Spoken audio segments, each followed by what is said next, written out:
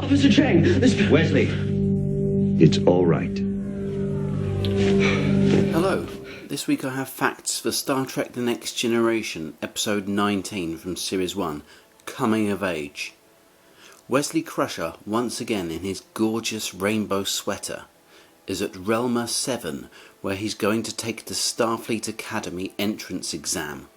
Also at Relma 7 is Picard's old friend, Admiral Gregory Flynn, with his colleague and popular Star Trek character, Remick. It was suggested in the novelisation of this episode that Commander Remick was actually hatched from an egg found on the planet of Relma 7, but it isn't mentioned anywhere in the TV episode unless it was filmed and cut out for some reason. Perhaps, maybe in Rick Berman's secret office at his home, there's a tape with a graphic scene showing a grotesque egg hatching on a dark cliffside, thunder above, as Remick claws his way out of the egg, covered in rancid yolk.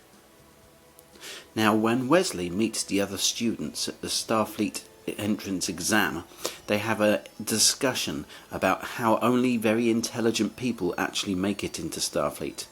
Now, if that's true, how does it explain the absolute morons in Red Squad? And my father died. This is episode 19 of the season, but it was actually filmed dead last of the year. Did you even for 1 second stop to think that Commander Remick actually looks a little bit familiar? He bears a striking similarity to Sylvester Stallone, both physically and visually. During the filming of Series 1 of The Next Generation, the actor was working as Sylvester Stallone's stunt double for Rocky IV, taking grueling physical blows to both his body and mind. But once filming of Rocky IV had wrapped, he was free for filming, but only after all the other episodes of the season had already wrapped. The episode was the first of Star Trek Next Generation to feature a shuttlecraft, the very first time it's seen.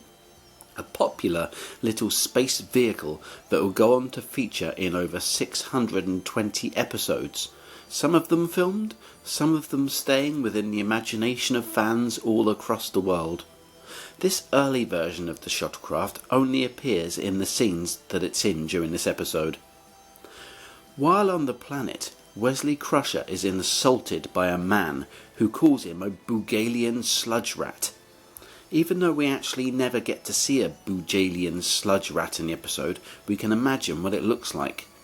From its descriptive name, we can surmise with accuracy that it lives in a swampy undergrowth, gnawing at unhatched eggs, exactly like the one that Remick probably hatched from on that damned soapy night.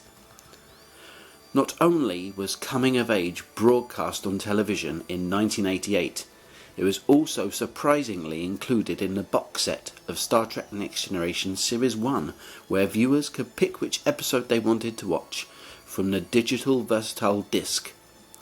All the viewer had to do is select disc 5 from the set, put it inside their DVD player, and then pick episode 3, then the episode would start without delay.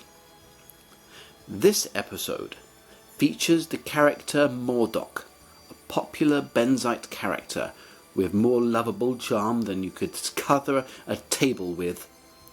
He appears in a later episode as the same person, but only a different character, if that makes sense. In designing the Benzite's breathing apparatus, the effects team wanted to show a cold flow of air coming from it, ducting onto the Benzite's strong face. The frosted air would remind fans, surely, who were watching the episode, of the cold air emitted by priests in the cathedrals in the winter as they drawl on and on about Noah's Ark and this and that and blah blah blah.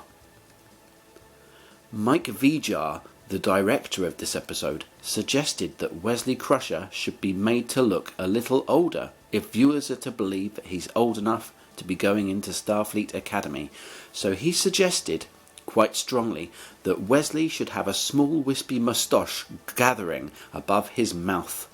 The director went as far as to ask Will Wheaton's soapy parents if they could pressure the boys into growing a little moustache in time for the episode, but unfortunately he didn't get his way.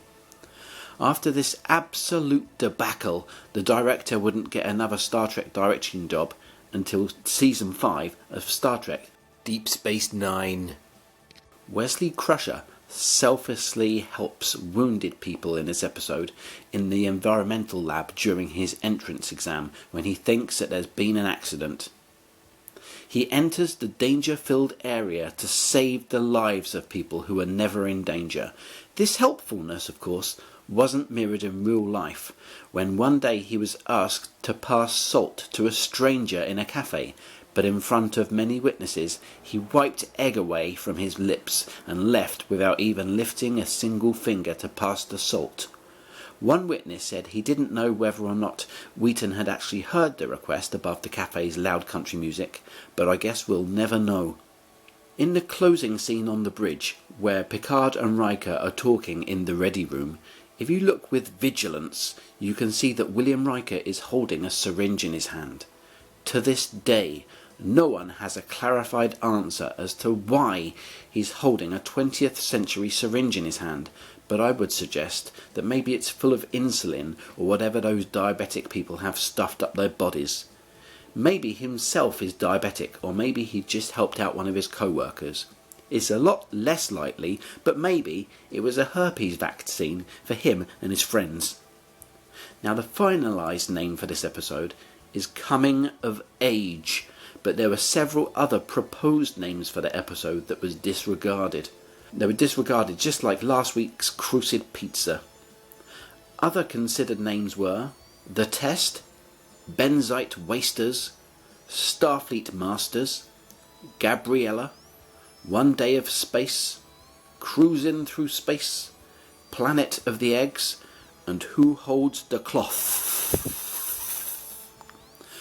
Thanks for checking out my very good facts about this episode. I can't believe some of the astonishing things that I found out this week from all around about this episode, but I'm glad that I could, and I'm glad that I could gather them all together for you, my loyal listeners of facts. Thanks very much. Don't forget to hit that subscribe button, unless you're in a situation of already having done it, or if you don't want to, which is just as justified as doing it. So you could do it either way. Thanks very much. I'll see you next time as I hurtle through Series 1 and gather every single fact of every single episode of every single Star Trek, whatever did happen.